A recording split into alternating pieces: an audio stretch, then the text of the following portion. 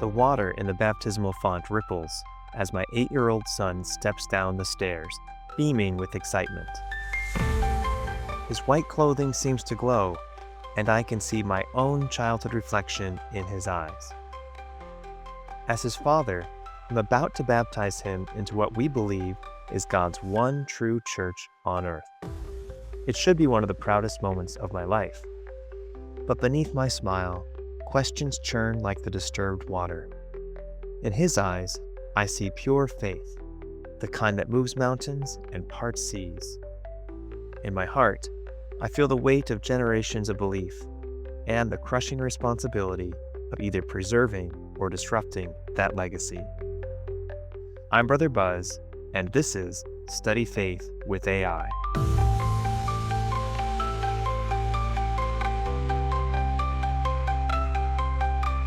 And who will not be forgiven of sins in this life or the next? The bishop's voice echoed in the small office as he read from Doctrine and Covenants. I sat across from him, a young college student at BYU, on the precipice of receiving the Melchizedek priesthood. He who breaks his covenant after he hath received it, and altogether turneth therefrom, shall not have forgiveness of sins in this world, nor in the world to come. My heart pounded in my chest. I asked him to stop reading. Wait, let's talk about this. This is serious. I was 18 years old, sitting in the bishop's office at BYU, about to cross what I suddenly realized was a spiritual point of no return. The oath and covenant of the priesthood wasn't just another step on the Mormon conveyor belt.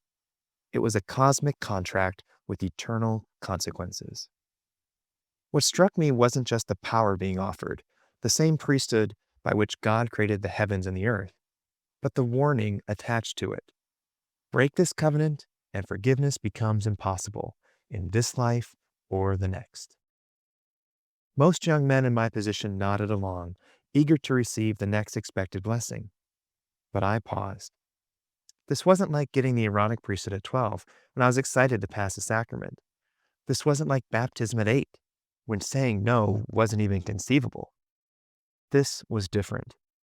This was a conscious adult choice with language that felt final. The bishop and I spoke for several minutes.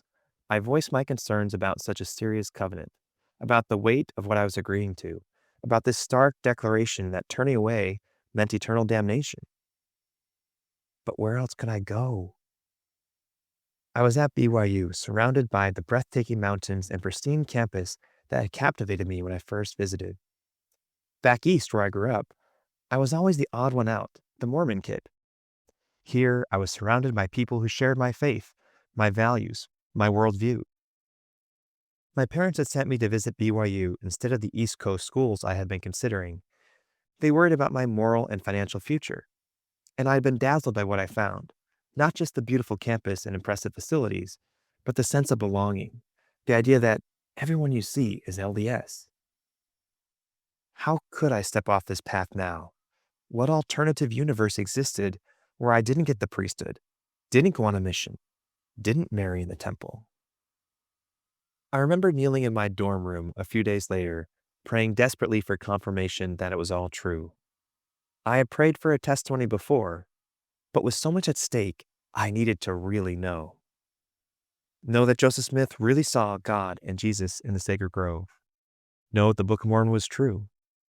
Know that this path was right. When I finished praying, I kept my eyes closed and stayed on my knees for several minutes.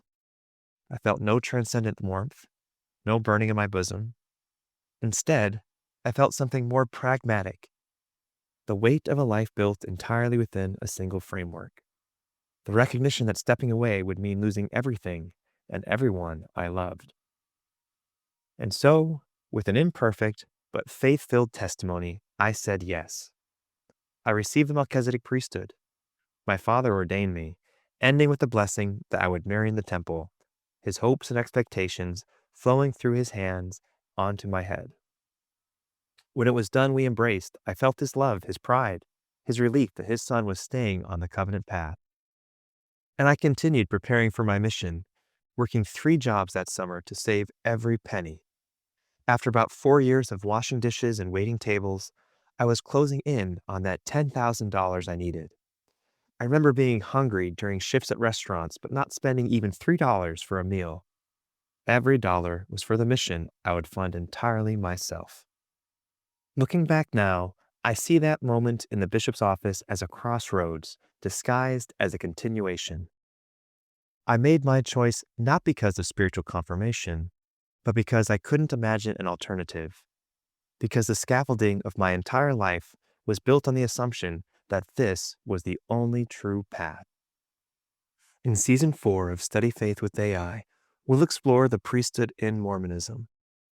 How did Joseph Smith's ideas about priesthood authority evolve? What historical evidence supports or challenges the narrative of divine restoration? And how does the concept of priesthood power shape both the institutional church and the spiritual lives of individual members? How does receiving the priesthood, with its promises of power and its warnings of damnation, influence the spiritual journey of young Latter-day Saints like my younger self? I'm Brother Buzz, and this is Season 4 of Study Faith with AI, Priesthood.